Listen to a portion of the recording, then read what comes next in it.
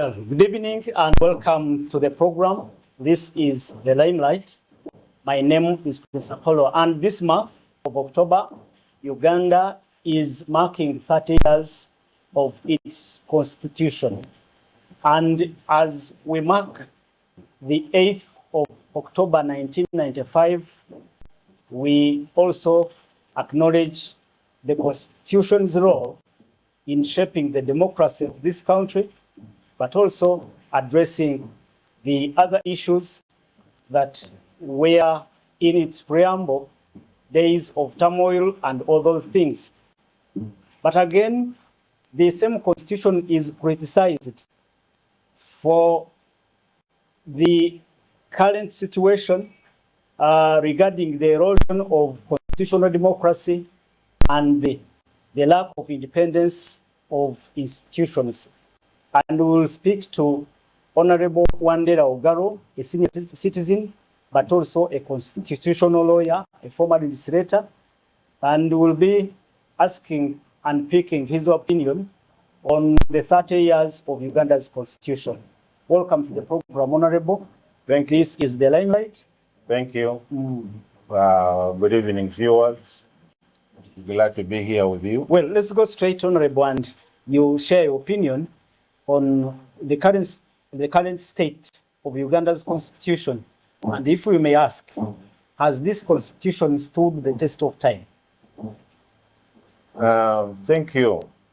In order to answer that question, we have to go back to 1995 and look at the state of Uganda as 1995, when the framers of the Constitution come in to write the Constitution.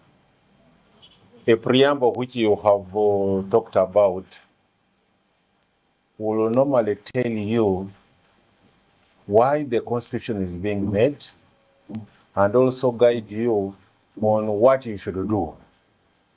Now, the preamble in this one simply says that our history has been characterized by political and constitutional instability. So it is the history why we are having this constitution at that time is because we have had political and constitutional instability in the country. That is the history. Then the same preamble tells us we should build a better Uganda. And then it tells us the principles we should try to attain in order to build a better Uganda.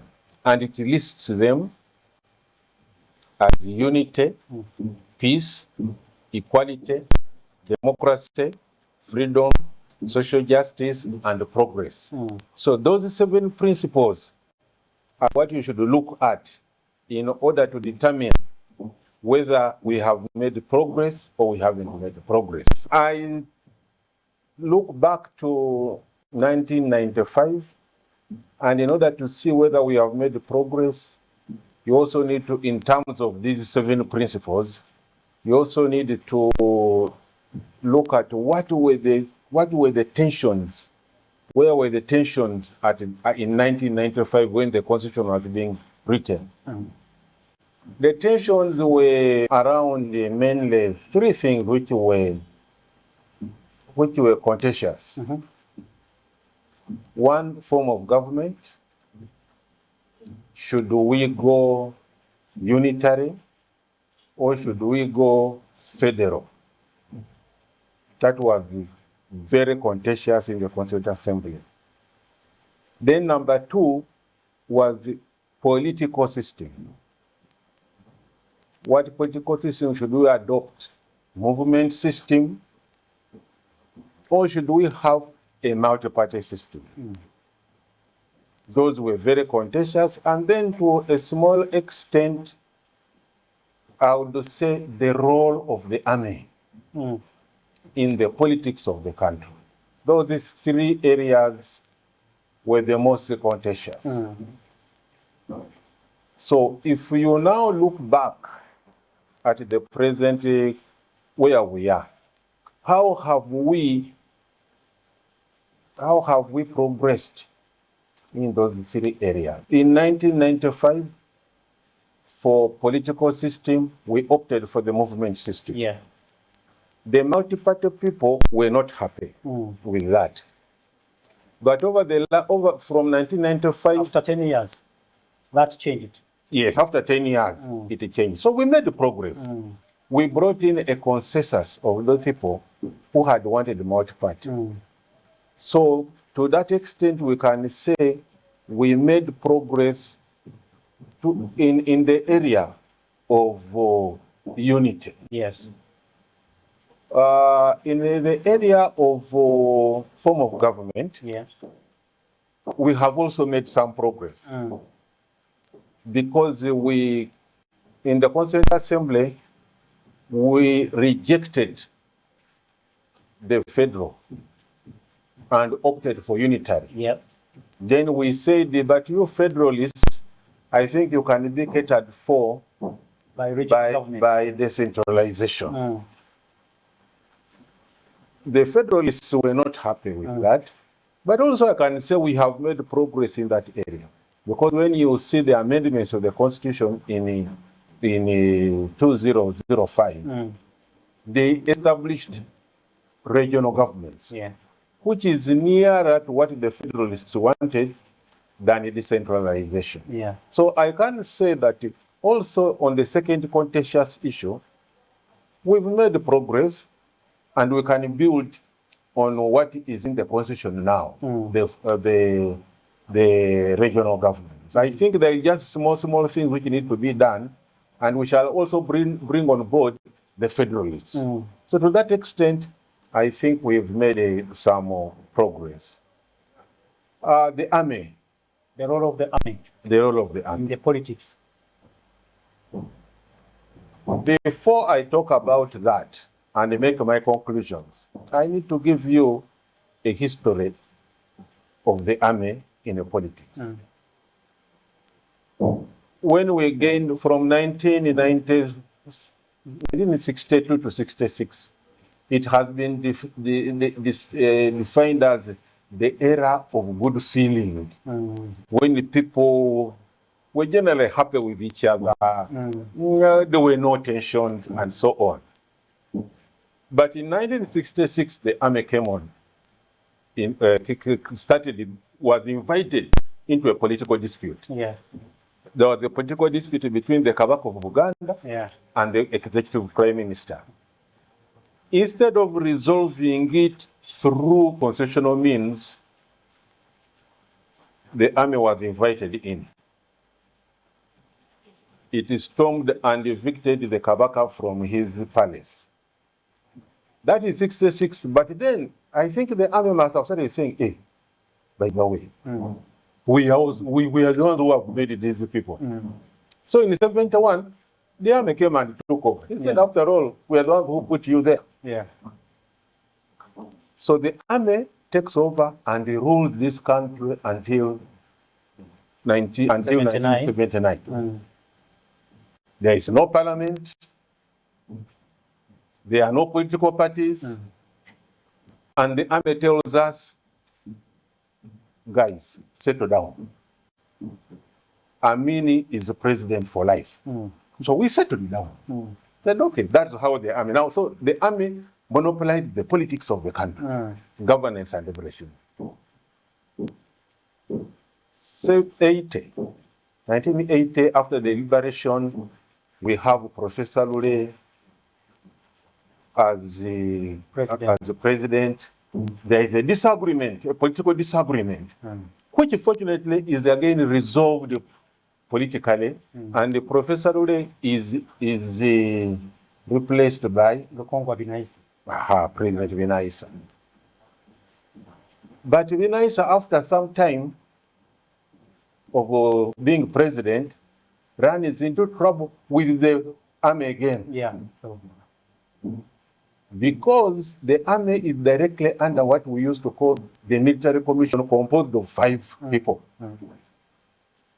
These 5 people who composed of the military commission, when there is disagreement, they organize a coup and they throw out the president.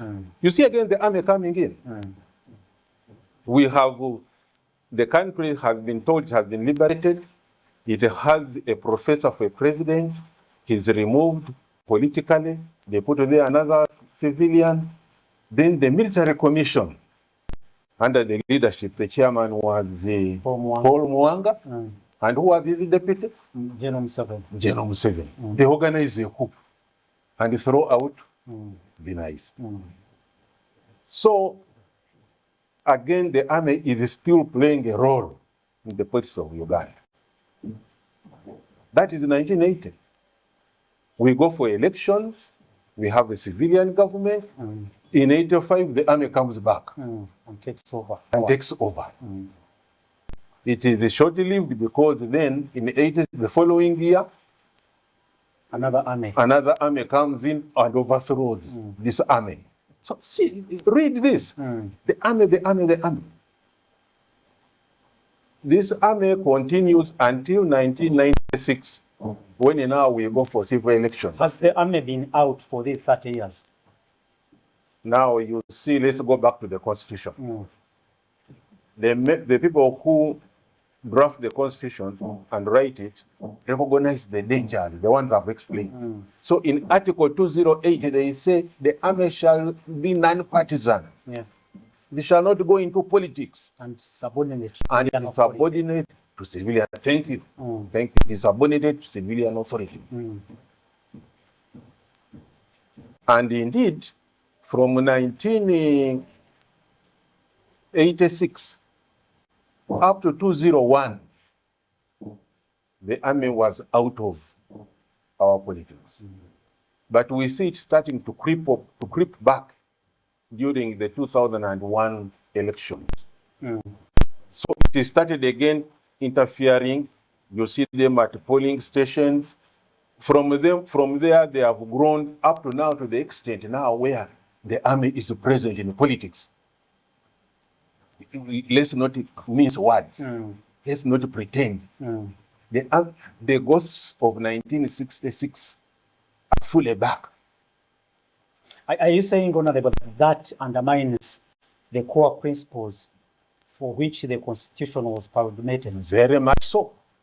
Because the phrase you have used, subordinate to civilian authority, means that you are being subordinate to democracy. But if now you start taking on roles other than of civilian, you are taking over bigger roles in politics, you're undermining the Constitution. That's why I'm telling you, it was contentious and it was said you should always be non-partisan. Look at the army today, UPDF, the army commander. The army commander has got a political party called the Patriotic League of Uganda. You know, they try to pretend that, you see, we are not a party, we are a non-government organization, we are a pressure group. That you have heard the younger man tell you himself that I want to be president. You have heard his party has got a secretary general. You have heard them say after the NRM primaries that they have taken over 60% of the elective posts in the NRM. So we don't have to pretend that you are a pressure group. No, you're a political party. So if the army commander is the leader of a political party, that tears down the consensus about the army in the Constitution. So, Honorable, where does now the Constitution stand? Where the Constitution stands is you go back to the principles itself set. And then your viewers would be asking themselves about these principles. How far have we gone in building a better Uganda by attaining the principles of a united Uganda, a Uganda where we are equal before the law? Nobody is, if they say everybody should drive on the left, you don't see others driving on the right and pushing you off the road. The principle of democracy. can you say we are democratic? That's up to you, the viewers, to look at it, because democracy is about involving people. So you have to change, you have to look at that vis-a-vis the principles. Oh, okay. Honorable, let's look at the concern by some legal experts who think that the Constitution of 1995 may no longer exist in its original form due to the numerous amendments. Do you think the amendments to this Constitution in any way makes it weak or non-existent? No, I don't think so. I think that you cannot say that it makes it non-existent. But I think you can say rightly so that it weakened, that these amendments have weakened the Constitution. Because the first amendment, major amendment, was to remove term limits. Now, term limits, you have to read them in line with the balance of power between the executive, judiciary, and legislature. The reason why the term limits were put there was to keep that balance. No one is too strong. But now what that amendment did was to give an opportunity for an imperial presidency. To give an opportunity for an imperial presidency and the subjugation of the other arms of government to the will of the president. So to that extent, that amendment has greatly weakened the Constitution. Not just a matter of we want another president. No.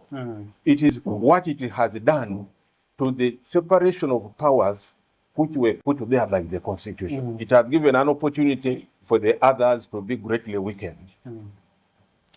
And what about the latter amendments, like the 2017 amendment of the age limit?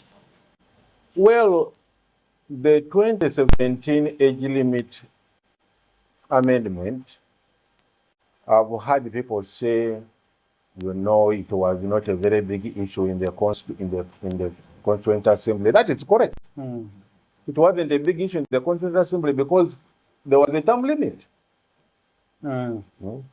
So there was a time when the two terms would take care of was not could not be an issue. But now when you remove the term limit, then the age limit becomes the only left safeguard against a life presidency. So the 2017-18 amendment of age limit also greatly weakened the Constitution, because it also now even made it more difficult for a transition, a democratic transition. It makes it very difficult because you have no age limit, you have an aging president, and you don't see, there is no mechanisms you can say, because the Constitution says if the office of the president is vacant, the vice president takes over. And if it is less than 6 months, I think either 6 months or a year, 6 months. 6 months, then the term is that vice president serves out. If it is more, then you have an election. But tell me, in the situation we are in now, do you see a successful succession? If, for example, today the president said, me, I'm now tired, I'm taking my plane, I'm going out of Uganda. It is the vice president to take over. It is supposed to be, supposed to be the vice president to take over. Do you really believe that the vice president will take over? Now, Honorable, as we plan to conclude, let's talk about what other legal experts call political manipulation on this Constitution, which they say has left this document just a shield for the powerful. What is your opinion? I would agree with that, because I would go back to what I said, that the removal of the term limit gave an opportunity for an imperial presidency. That imperial presidency now weakened the other institutions. All of them, not just only the legislature, the executive, all these independent commissions, the army, the police, have all been subjected to the will of the president. Yeah. So it means that you no longer really have to think that the constitution is what matters, but what the president wants. So when those experts say, like you have said, that the constitution is just a document for political manipulation, they have a point. Because if a person who is vested with the power in the constitution does not exercise it, or instead of exercising it, exercises it only after asking the opinion of the president, then it is obviously political manipulation. So as long as the institutions which were set up to check on the presidency, parliament, judiciary, independent commissions, as long as they are not checking on the presidency, it has become a tool for political manipulation. Honorable, finally, what do you think is now left in that constitution? Where is its strength as it stands currently, and how best can we rejuvenate its original, it back to its original power? It is strengthened that the fundamental pillars of the constitution are still there. Forget the holders of what office. Are they? Forget the holders of the office. But the institutions created by the constitution, what are they, you ask? The judiciary. Yeah. The legislature. The electoral system headed by the electoral commission, which brings around elections and ensure that we have new leaders. The Human Rights Commission, which ensures that people's rights are respected and you don't have people being thrown into drones and the basements and so on. Yeah? Those institutions are still here. Are they still strong? No, I've told you. They are not strong because the imperial presidency has subjected them to the will of the executive. So to answer your question, they are still there. They have not been abolished. Yeah. The holders may be weak and unable to push back on the presidency, but they are there. So we can build on those. We can build on those. And to build on them, how can we do that? I think you need a national dialogue, a national convention, where people can come together and review the last 30 years and say, we made a mistake here. How can we change it? How can we do better here? So out of that national dialogue, a sincere national dialogue involving stakeholders and all people who can make a contribution to the national dialogue. It must be sincere. People must be, there must be a political will that really we need to talk to each other. That national dialogue can tell us what we should now do about the weak constitution. And I think if we have it, I mean, you look at it, naturally, you may ask me, somebody asked me, who is going to exactly, who is going to convene that constitutional national dialogue, national dialogue? We can look at an example of Tunisia. Of course, the circumstances were different.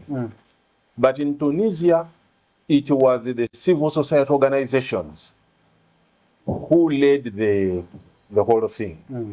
The political parties were in the background, not sure. Of course, later on they jumped on and hijacked it.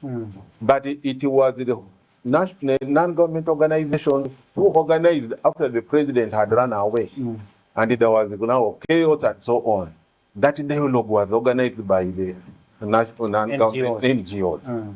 And I think if there is goodwill in the leadership of all political parties, they can say, okay, we are party interest. We may not do an impartial job at this. Let's bring on board our non-government organizations, and let them help us in this dialogue. Your final word, Honorable. My final word on the show is Ugandans are resilient. You are resilient. You should not lose hope because times are bad, because things are difficult, because making ends meet is very difficult. What is important is for you to continue exercising that resilience, to continue building on what is there, even if it's not going to be good for you today. It should be good for your children and for your grandchildren. So you also have an obligation not to give up, but to continue with building a better Uganda, despite the difficulties you may be going through. Thank you so much, and we appreciate you, Honorable Wandera Ogaro, the former legislator, but also a constitutional lawyer. On top of that, he is a senior citizen. My name is Prince Apollo, and Honorable Ogaro says, well, the Constitution may be now weaker, but there still remains something to build on. And he also proposes a national constitutional review dialogue. Until we come again for another edition of the Limelight, God bless you, God bless Uganda.